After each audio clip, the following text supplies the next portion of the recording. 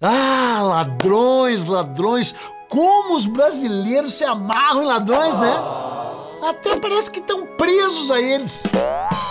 E tanto é que de quando em quando elegem um, né, pra presidência. Aliás, recentemente, né? Recentemente. Claro, janeiro de 2018 foi ontem, né? Botaram lá o cara da rachadinha, dos 51 imóveis com dinheiro vivo. Sabe, né? Tá, mas daí tu tá olhando pra mim pensando, vem cá, mas não tem outro? Não tá esquecendo do... Ah, vou me lembrar, aquele de 89, claro, aquele que tungou o dinheiro de todos os brasileiros. Lembra, né? Inesquecível. E também teve um outro que assumiu em 85, né? Que era pra ter ficado 4 anos e ficou 5. Tá, mas isso não interessa. A gente tá falando aqui de outro tipo de ladrão. O Lampião, por exemplo. Ah, o Lampião até episódio já ganhou aqui. Teve também o Bandido da Luz Vermelha, a Lili Carabina. Esses dois até ganharam filme, né? E o Cara de Cavalo, hein? Que virou Parangoré e o cartaz inesquecível do Hélio Oiticica. Tá lá escrito, seja marginal, seja herói. Que, aliás, é um dos lemas aqui do canal Buenas Ideias. Mas nenhum ladrão brasileiro jamais chegou aos pés dele. O rei dos ladrões, o homem dos pés de mola, o gato, vai ver, o gatuno dos telhados, uma espécie de ladrão de casaca. O primeiro, o único, o inigualável Gino Meneghetti, o mais charmoso dos periguetes. Acorda, amor, eu tive um pesadelo agora. Sonhei que tinha gente lá fora. Não te mete com o gatuno Meneghetti. Numa muito escura viatura, minha nossa santa criatura, chame, o nosso Robin Hood roubava dos ricos e dava uma piscadela pros pobres. Tá, mas pra dizer a verdade, o Gino Amleto Meneghetti não era brasileiro. Ele era italiano, mas se achou no Brasil, como nós veremos. Ele nasceu em 1878, pelo menos segundo as contas dele, porque os historiadores dizem que a data correta é 1888. E acho que nesse caso é melhor acreditar nos historiadores, né? E ele nasceu em Pisa! Pisa, na Itália! E tanto é que ele adorava dizer, assim como a torre, meu destino estaria para sempre inclinado. Cai, não cai. Cai, não cai. Quando ele nasceu, em 88, né, a Itália recém tinha deixado de ser um amontoado de ducados, reinos e repúblicas que se odiavam entre si e que seriam unificadas pelo gaúcho Giuseppe Garibaldi. Garibaldi não era gaúcho, mas quase.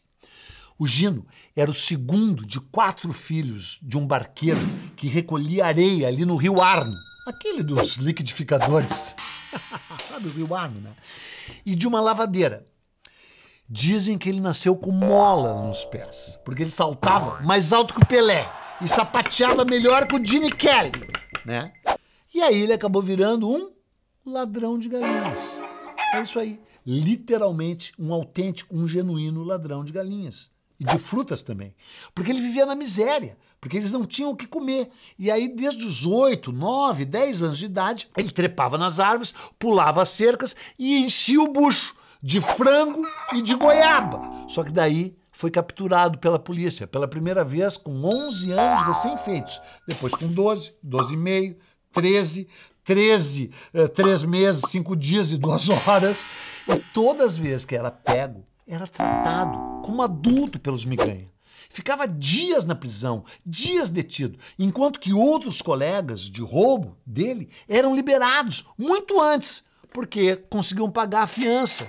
E ele, miserável, ficava lá. Tanto é que mais tarde o Gino diria, a cadeia não corrige, a cadeia só perverte. E aí, meu chapa, o Meneghetti virou um rebelde.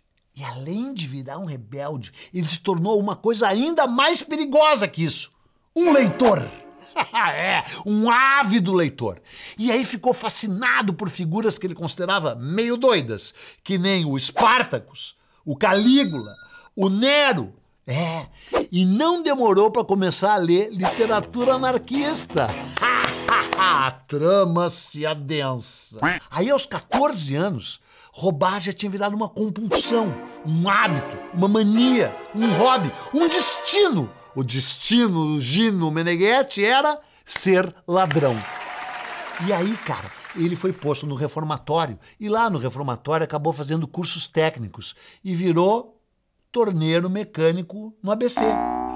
Não. Esse é outro. Ele virou mecânico e serralheiro. Duas profissões, duas habilidades que lhe valeriam muito no futuro. Só que ele estudava de noite e roubava de dia. Ou talvez fosse o contrário, não sei bem, dependendo do turno, né? Eu sei é que ele teve uma ideia fixa e resolveu roubar só o suficiente para poder viajar para o Brasil em busca de uma vida melhor. Sabe por quê? É porque 10 anos antes, o tio Gesualdo, sabe? O tio Gesualdo, todo mundo tem um tio Gesualdo na família. Tem um tio Gesualdo na família? Tu tem tio Gesualdo na família? Não. Todo mundo tem um tio Gesualdo. Então, o tio Gesualdo tinha migrado para São Paulo para trabalhar numa fábrica de macarrão. E como espaguete rima com Meneghetti... Só que antes de cruzar o oceano, primeiro, antes de vir para o Brasil, o Gino acabou fugindo para Córcega, com o objetivo de libertar o Napoleão. Não, Napoleão já tinha fugido de lá, Napoleão já tinha morrido. Na verdade, ele foi para encontrar o Corto Maltese. Só que quando ele entrou na Córcega, clandestinamente, ele foi preso. E aí foi posto numa cadeia da qual se dizia era impossível fugir. Bom, isso pro Gino soou como um desafio, né? Essa prisão ficava num antigo castelo à beira-mar, tipo aquele castelo do Conde de Monte Cristo.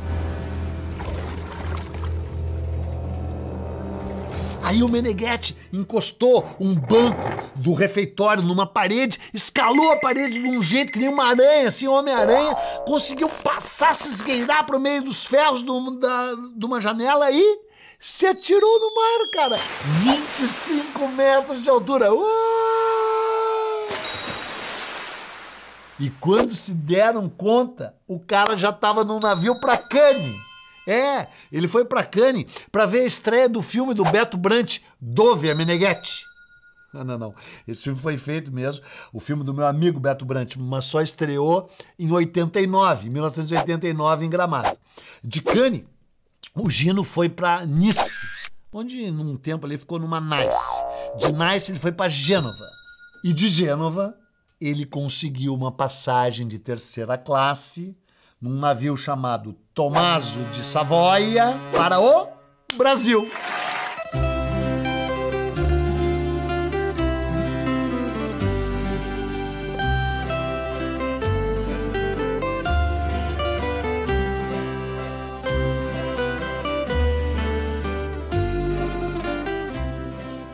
E no dia 25 de julho de 1913, decora as datas, cara, decora as datas. 25 de julho de 1913, ele desembarcou em Santos. E, enfim, a nossa história vai virar uma história brasileira, cara. Porque esse canal é sobre o Brasil. Até agora ele tá na Itália. Aí, o Gino subiu a serra, direto pra pensão da Maria Lazzarini, tia dele, que tinha uma pensão no bairro Ponte Pequena, próximo ali da Estação da Luz, que hoje é uma Cracolândia, né? Naquela época, São Paulo tinha cerca de 430 mil habitantes, mais ou menos. Metade deles italianos. Tinha uns 200 mil italianos que moravam nos bairros pobres da Moca, do Brás, da Bela Vista, que era chamada de Bexiga, né? E Bexiga, tu não sabe, quer dizer varíola. Porque tinha tido um surto de varíola ali.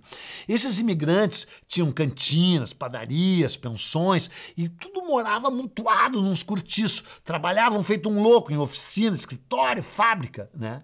E os movimentos anarquistas já começavam a organizar greves ali, criando uma consciência de classe que até então era inexistente no Brasil.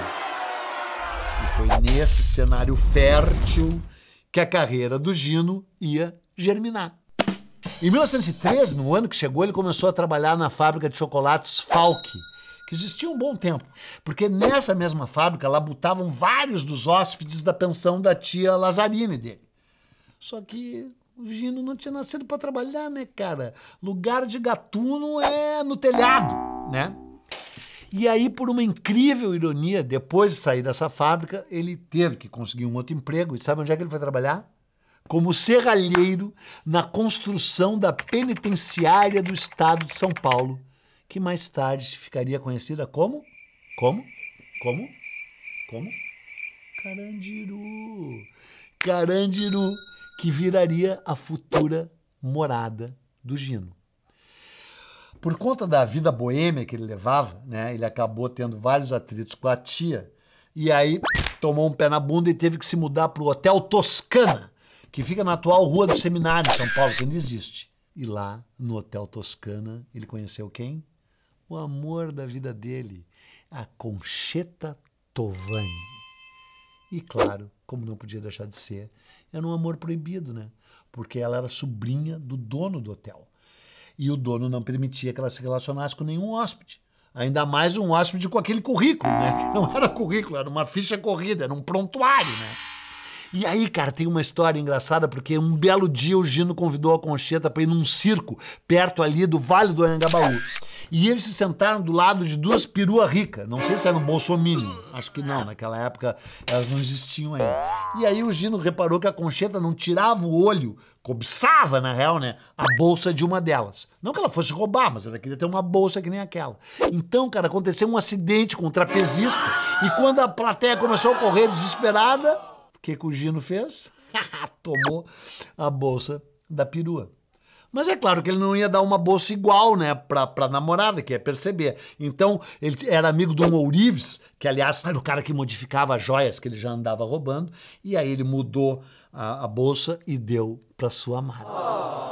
Esse roubo a Concheta não descobriu, mas ele começou a roubar tantas e tantas joias das casas dos ricos lá em cima, em Higienópolis e na Paulista, né, que descobriram que ele era um ladrão, e o tio botou ele pra rua do hotel e trancou a Concheta. E o que o Gino fez? Roubou a Concheta. Raptou a Concheta. E foi morar na casa de um amigo na Moca. E depois alugou uma casa só pra eles no Cambuci, onde viveriam juntos para sempre, até que as grades e a lei os separassem. Não demorou muito. Mas foi tempo suficiente para eles terem dois filhos chamados... Como é o nome dos filhos?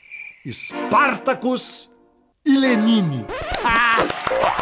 E agora que vai começar o episódio, cara. Agora que vai começar o episódio. Porque até agora ele só tinha feito uns roubinhos. E como todo bom marido, ele percebeu que tinha que sustentar a esposa. E aí ele passou a roubar.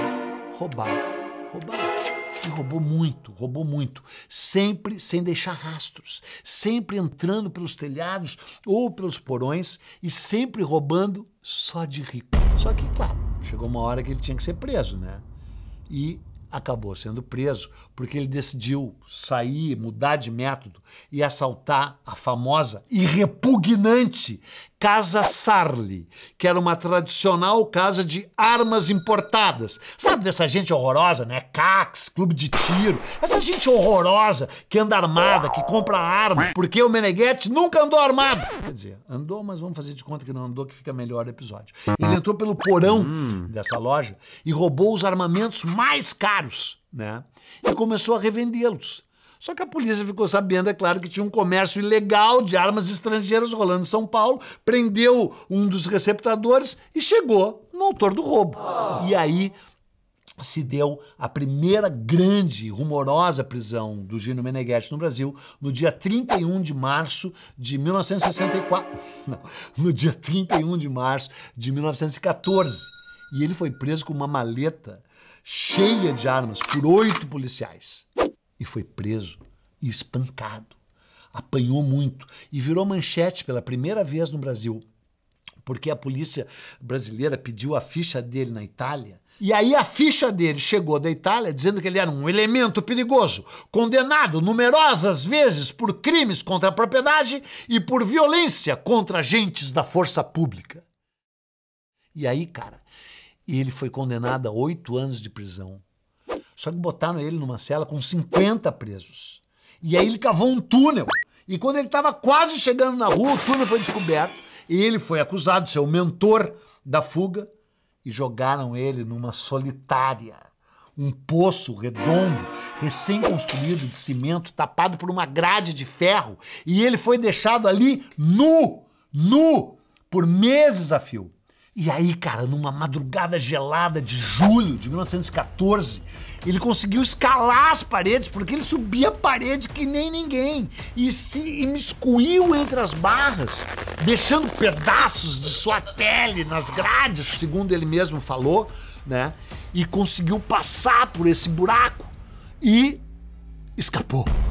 Caminhou pelo meio da neblina, vagando até a casa da tia dele, a Maria aquela, que quando viu ele, desmaiou. Pá! Você imagina um cara nu, todo ensanguentado. Quando ela se recuperou, deu agasalhos para ele e um copo de cachaça para esquentar. A ideia dele era ir direto ao encontro da amada, da Concheta, que estava morando numa casa de um conhecido lá no bairro Ipiranga. Só que ele estava tão fraco que quando ele bebeu a cachaça, ele caiu duro. E ele só acordou quando escutou os alarmes da polícia. Ouve os alarmes aí, ouve os alarmes da polícia. E aí ele saiu correndo, cara, e se jogou no rio Tamanduateí e ficou escondido dentro d'água, assim, ó, só com os olhinhos de fora até a polícia ir embora e a bebedeira passar. Não é demais? Aí ele se mandou de São Paulo, foi para Curitiba, assaltou muito em Curitiba, depois foi para Porto Alegre, roubou muitos Colorado trouxa lá em Porto Alegre, só roubou casa de Colorado. Depois foi para Montevidéu, depois foi para Buenos Aires, sempre roubando joia de rico, que virou totalmente a especialidade dele. Daí ele voltou para Porto Alegre e em Porto Alegre se casou com a Concheta. E na verdade foi lá que nasceu o primeiro filho deles, o Spartacus. Logo depois eles se mudaram para Florianópolis, né, que ainda não era uma capital bolsominion horroroso como é hoje, né? E aí abriu um bric-a-brac, uma loja que vendia joias de segunda mão. Adivinha de onde é quem era o principal fornecedor das joias de segunda mão? E aí ele acabou sendo capturado porque ele roubou uma maleta de joias da casa de um ricaço bolsominion lá de Santa Catarina, mas conseguiu fugir e entrou num trem em movimento. E aí se jogou do trem e ficou sendo 4 dias perseguido por cachorros e policiais e cachorros, não se sabe bem a diferença entre um e outro. E aí foi preso e jogado de novo numa solitária. Só que daí, quando os guardas estavam dormindo, ele retirou da sola do sapato uma serrinha. Ele sempre carregava uma serrinha alemã debaixo do salto e da sola do sapato dele. E fugiu de novo. É sensacional, cara. Só que eu esqueci de dizer, e já devia ter dito isso no começo do episódio, que ele tinha e seguia à risca as 5 regras éticas do bom ladrão. Nunca agir com violência em seus assaltos. Jamais roubar um pobre. Roubar apenas joias ou bens supérfluos. Trabalhar sempre sozinho e nunca usar armas. Tudo bem que ele burlou essas regras várias vezes, mas isso não interessa, isso vai diminuir o nosso episódio. O fato é que em 1926... ele já era tão famoso em São Paulo que os jornais exibiam cada roubo, cada feito, cada fuga dele com grandes manchetes.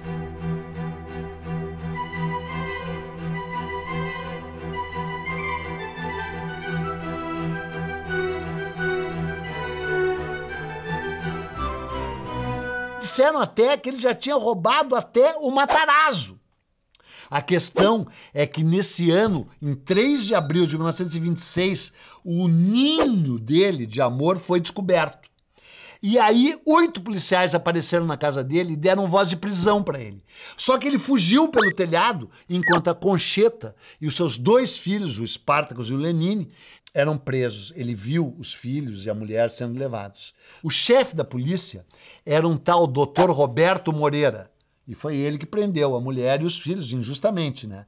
E deu uma coletiva de imprensa prometendo capturar o Meneghetti em 48 horas. Só que o Meneghetti tinha se disfarçado de repórter e estava presente nessa coletiva. E quando a coletiva terminou, ele alcançou um bilhete para o delegado e disse: então por que não me prendeu agora? Que maravilha! Bom, só que daí se passaram 2 meses e o Meneghetti, numa noite de bebedeira, não resistiu mais de saudade e foi tentar visitar os filhos e a mulher que tinham sido soltos. E claro que a casa estava vigiada. E ele foi preso depois de um dos maiores cercos que a cidade de São Paulo já viu. Todo o quarteirão onde ele estava foi cercado pela força pública, bombeiro, delegado, polícia militar, escada-magiros, para tentar chegar no telhado dos prédios do bairro Santa Efigênia. E os jornais disseram que mais de 200 policiais tinham participado desse cerco. Né? E aí ele fugiu para um telhado e lá de cima gritou para todo mundo: Io sono Meneghetti! Io sono Cesare! Io sono Nero de São Paulo! Eu sou o Meneghetti! Eu sou o César! Eu sou o Nero de São Paulo! Com essa dava para acabar o episódio. Só que daí, meu chapa, ele ia passar 18 anos preso.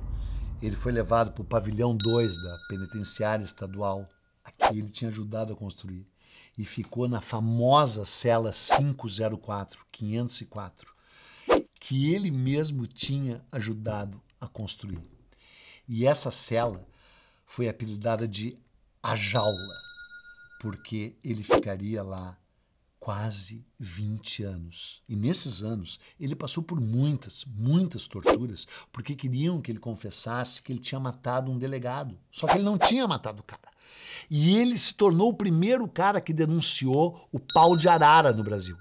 Ele ficou 8 anos numa cela de 60 centímetros por 60 centímetros e 2 metros de altura, chamada de geladeira, que fez com que ele adquirisse várias doenças pulmonares. E ele gritava o tempo inteiro: "Eu sou um homo! Eu sou um homo! Eu sou um homem! Eu sou um homem!"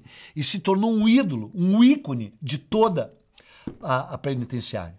Ele foi solto em 1944, mas acabou sendo preso logo em seguida, em 46. Quando ele saiu da prisão, ele descobriu que a Concheta, o grande amor da vida dele, tinha morrido de infarte em 1938, na rua. Estava andando na rua, pum, caiu. E aí, quando ele saiu, ele já tinha 69 anos de idade e resolveu levar uma vida mais sossegada. E o governador Adhemar de Barros, sim, aquele do roubo mais fácil, deu uma banca de jornal para ele. E aí ele teve o seu primeiro trabalho honesto por um tempo maior, vendendo jornais nessa banca. E aí, como o brasileiro não pode ver um ladrão sem votar, teve as eleições de 1950 e ele fez 300 mil votos sem ter concorrido. Era um voto de protesto, porque disseram: já que tem tanto ladrão nesse Brasil, vamos votar no único ladrão honesto, no Meneghetti. 300 mil votos. Mas claro que não ocupou o posto que ele tanto merecia, né? Deputado, federal, senador. Só que é o seguinte, cara, o impulso cleptomaníaco era tão forte que no dia 13 de julho de 1970, decora essa data pelo menos, 13 de julho de 1970, em plena Copa do Mundo, ele foi preso tentando roubar uma casa na rua Fradique Coutinho, número 915, onde hoje fica a Livraria da Vila, em São Paulo. Bem que a Livraria da Vila poderia me pagar alguma coisa. E ele disse que estava tentando realmente roubar o portão dessa casa com um pé de cabra quando foi preso. Sabe quantos anos ele tinha? Ele tinha 92 anos de idade. E ainda viveria mais 6 de uma vida solitária, morando nos fundos da casa do Lenine, o verdadeiro Lenine, o filho dele, na Vila Guarani. E aí, cheio de problemas de saúde, com hérnia, trombose, alergia, sem visão num dos olhos, quase surdo, ele morreu em 23 de maio de 1976. E por isso que em São Paulo fizeram a Avenida 23 de Maio para homenagear ele, né? Foi cremado porque ele costumava dizer que o corpo de um homem não deve ser comido pelos vermes. E quando ele morreu, cara, os jornais, assim, realmente deram as manchetes uma atrás da outra. O Jornal da Tarde disse: Meneghetti, o ladrão elegante que nunca matou ninguém e oferecia balas para as crianças. Não sei que tipo de bala. A Folha de São Paulo publicou muitas crônicas sobre ele e deu adeus ao grande ladrão. E no dia 11 de dezembro de 76, o Diário da Noite de São Paulo fez uma enorme matéria chamando ele de o rei dos ladrões. Então, cara, se é para ser ladrão, sejamos como Meneghetti. E se tu quiser saber mais coisas sobre isso, tu lê uma história em quadrinhos maravilhosa chamada Espetaculare Meneghetti, que foi escrita pelo Catch a Fire e publicada por uma editora chamada Universo Guará.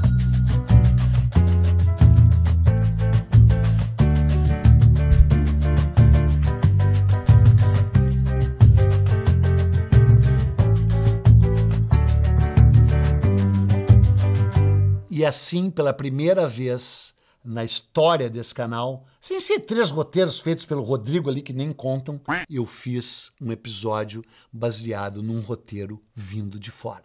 O roteiro que conta a história do Meneghetti em quadrinhos e em grandes emoções.